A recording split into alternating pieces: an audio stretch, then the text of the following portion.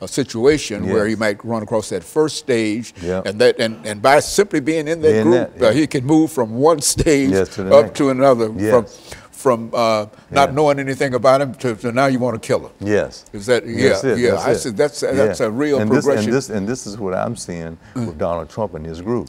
See, I don't think anything is wrong with Donald Trump. I think he knows that that group is out there, and then when he says that, his polls keep going up and up. So he started using that language over and over again. Make that as a point. That's a point. That's a good point.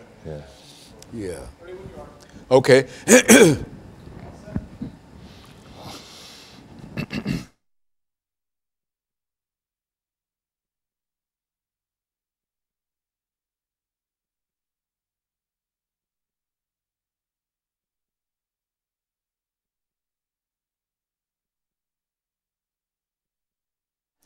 Thank you and welcome back to the final segment of the show for today. The topic is Acts of Prejudice, Prescription for Racism.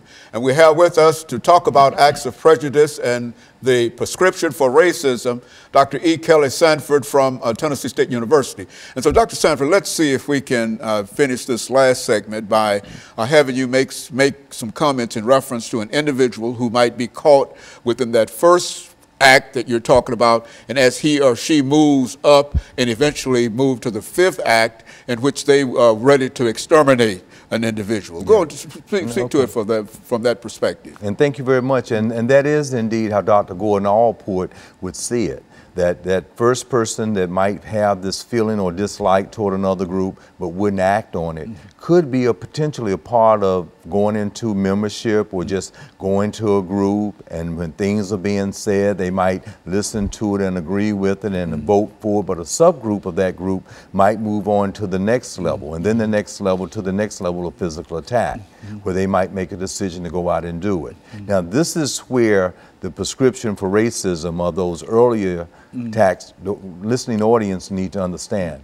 When that group of people start to go out and they seek out a group of people, whoever they might be, based on certain physical characteristics or where they might be socially located within a community, that they know they are targeting that group of people, or if in a hiring process they are not allowing a group of people based on the ethnic group that they have checked that they are, or gender that they are, then that's when the racism or the sexism enters into the discussion about the whole prescription of racism within the society in which we live in. Now, when we look in our larger problems of reoccurring patterns of, say, police officers that are disproportionately killing African-American males, I want us to keep in mind this act on prejudice, because I think if we interviewed, say, any of the officers in the rank and file line, all of them would say, well, no, we would not go out and act toward any other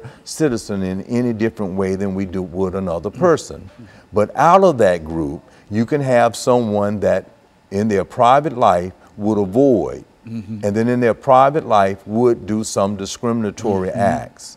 And this becomes a part of their subconscious, looking at the social psychology of it. And when they are out in the force, and then when they are out to stop someone, that individual may not be doing anything that is being degrading or not following the rules. Or even if they were not following the rules and you have to shoot them, do you have to shoot to kill, or could you shoot in the leg and they fall down and then they couldn't do anything? But is there something in that physical attack that emerges from how some of the preceding acts of prejudice may have been in the environment as you grew up that might cause you then to shoot to kill, or after you're down to continue to shoot 15 additional times? And so in a real sense, if you've got a group, hypothetically, of 20 people, and as they move from one stage to another, you might have only, 15 move up to that second stage, and then 10 to that third stage, and 5 to that fourth stage.